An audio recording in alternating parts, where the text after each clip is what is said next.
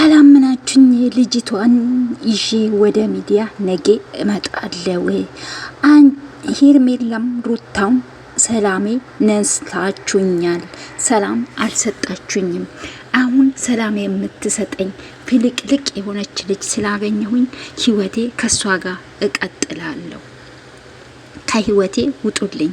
ካሁን በኋላ አንቺም ሆነ ሩታ ማግኘት አልፈልግም። አብርሽ የምርህን ነው? የምርህን ነው? ፍልቅልቅ ልጅ አግኝተሃል?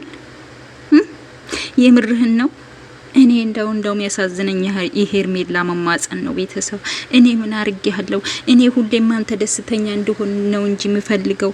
እኔ ምን አደረኩ? ከኔ ጋር ያለህ ነገር መጨረስክ? ምንድነው እንደዚህ የሚያለማመጣት ግን ሄርሜላ? ለምን ለራሷ ክብር አይኖራትም እንዴ? እሱ ይሄን ያክል ማን ስለሆነ ነው? አብርሽ ከወንዶች በላይ ነው።